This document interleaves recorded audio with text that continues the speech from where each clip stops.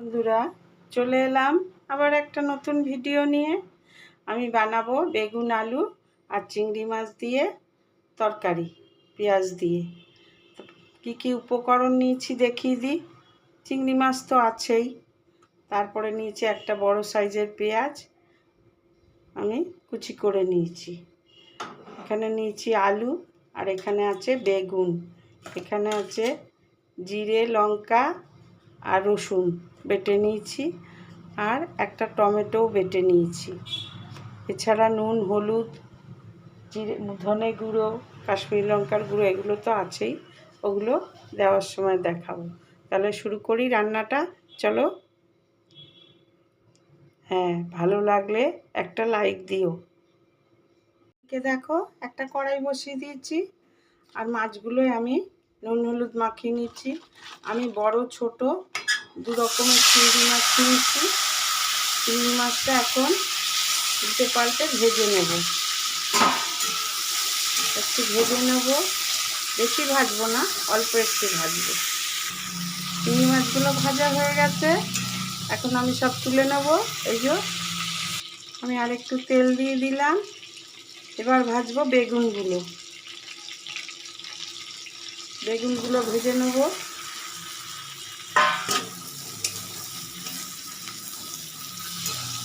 বেগুনগুলো উল্টে পাল্টে ভেজে নেব। একটু হলুদ গুঁড়ো দিয়ে দেবো,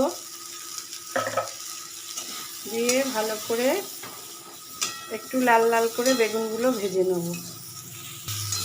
বেগুনগুলো সব লাল লাল করে ভেজে নিয়েছি। এই যে দেখো, পুরো লাল লাল হয়ে গেছে। এখন বেগুনগুলো আমি তুলে নেব সব একটা প্লেটে। আবার তেল দিয়ে দিলাম খানিকটা, একটা তেজপাতা দিলাম, আর হাফ চামচের মতো গোটা জিরে দিলাম। একটু মশলাটা, গোটা জিরেটা একটু নাড়াচাড়া করে নেব।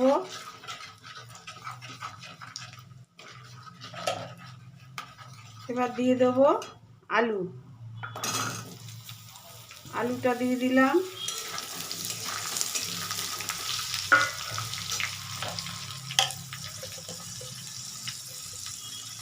একটু হলুদ গুঁড়ো দিয়ে দেবো,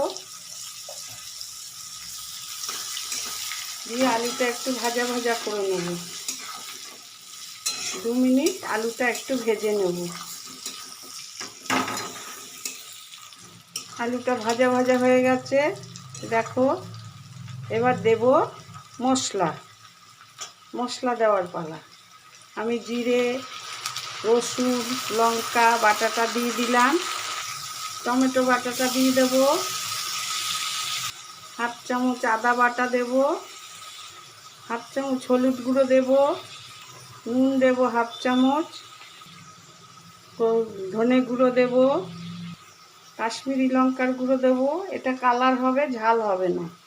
পেঁয়াজটা দিয়ে দেবো, পেঁয়াজটা প্রথমে দিতে ভুলে গেছি, আমি পেঁয়াজটা এখন দিয়ে দিলাম। দিয়ে এখন সব মশলাগুলো খুব ভালো করে কষিয়ে নেব। মশলা দিয়ে যতক্ষণ না তেল ছাড়ছে ততক্ষণ কষিয়ে নেব। পেঁয়াজটা আগে দিলে হতো, কিন্তু পেঁয়াজটা আগে দিতে আমি ভুলে গেছি, ওই জন্য এখন দিয়ে দিলাম। এবার একটু ঢাকা দিয়ে দেবো 2 মিনিট। ফিরে এলাম 2 মিনিট পর। এখন ঢাকনাটা তুলে নিচ্ছি।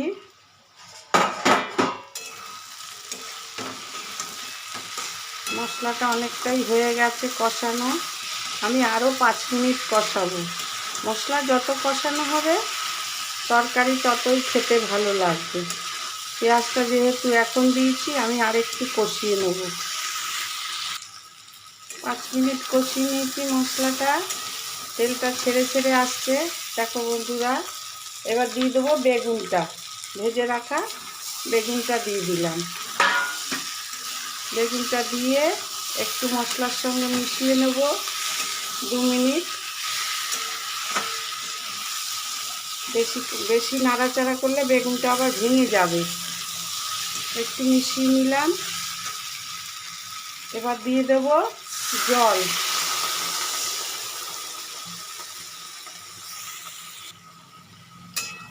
জল দিয়ে দিলাম।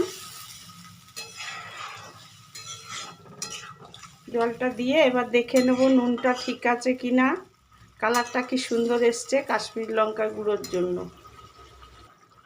ভালো করে একটু নাড়াচাড়া করে দেবো। একটু নাড়াচাড়া করে দিলাম।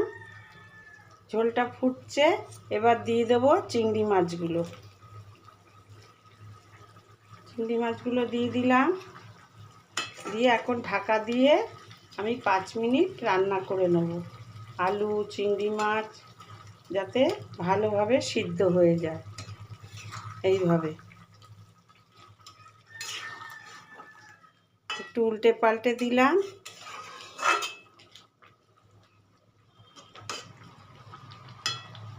দিয়ে এখন ঢাকা দিয়ে আমি 5 মিনিট রান্না করে নেব। 5 মিনিট পর দেখাচ্ছি। দেখো বন্ধুরা, রান্নাটা এখন রেডি হয়ে গেছে। আলুও সিদ্ধ হয়ে গেছে। এই দেখো আলুও গলে গেছে। এখন একটা প্লেটের মধ্যে আমি নিয়ে নিচ্ছি, নিয়ে তোমাদের দেখাচ্ছি। একটা প্লেটের মধ্যে নিয়ে নিলাম।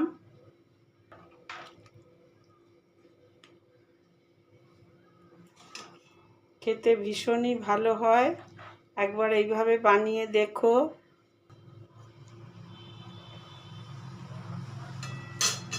দেখো দেখতে কত সুন্দর হয়েছে, খেতেও ভীষণ ভালো হয়। বেগুন আলু দিয়ে আমি একটু চিংড়ি মাছটা বড় বড় নিয়েছি, ছোট চিংড়িও নিয়েছি, আরও ছোট চিংড়ি দিয়েও হয়। তাহলে দেখতে কত সুন্দর হয়েছে, খেতেও সুন্দর হয়, খুব টেস্ট হয়। এইভাবে একবার বানিয়ে নিও। আর ভিডিওটা যদি ভালো লাগে একটা লাইক দেবে, পাশে থাকবে। সবাই সুস্থ থাকবে, ভালো থাকবে।